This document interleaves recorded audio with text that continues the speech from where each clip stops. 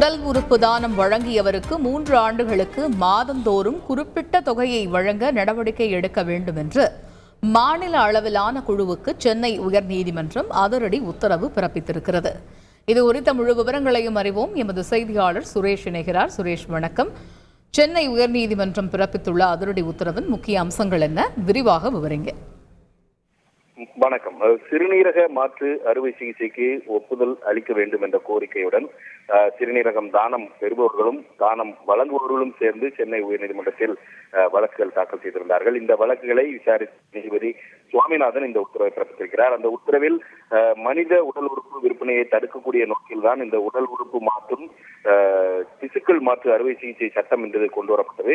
நெருங்கிய உறவினர்கள் அல்லாதவர்கள் உடல் உறுப்பு தானம் செய்ய எந்த தடையும் இந்த சட்டத்தில் விதிக்கப்படவில்லை. அதே சமயம் மாநில அளவிலான அந்த அனுமதி அளிக்கக்கூடிய குழுவின் ஒப்புதலை பெற வேண்டும் என்றுதான் தெரிவித்திருக்கிறது என்று அந்த உத்தரவில் சுட்டிக்காட்டியிருக்கிறார்.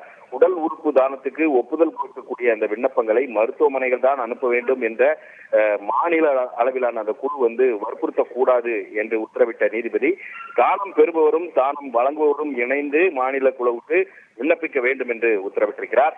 இந்த உடல் உறுப்பு தானம் வழங்குவதில் வர்த்தக ரீதியிலான பரிவர்த்தனை இல்லை என்றால் அந்த தானத்துக்கு ஒப்புதல் வழங்க கோரிய அந்த விண்ணப்பத்தை நிராகரிக்க கூடாது என்றும் மாநில அளவிலான குழுவுக்கு நீதிபதி உத்தரவிட்டிருக்கிறார்.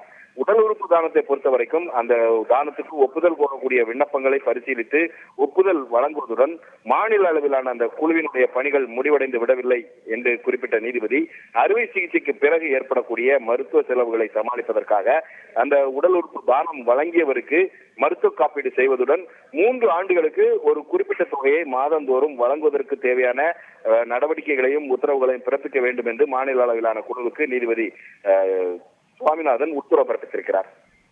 விரிவான விவரங்களை வழங்கியமைக்கு நன்றி சுரேஷ்.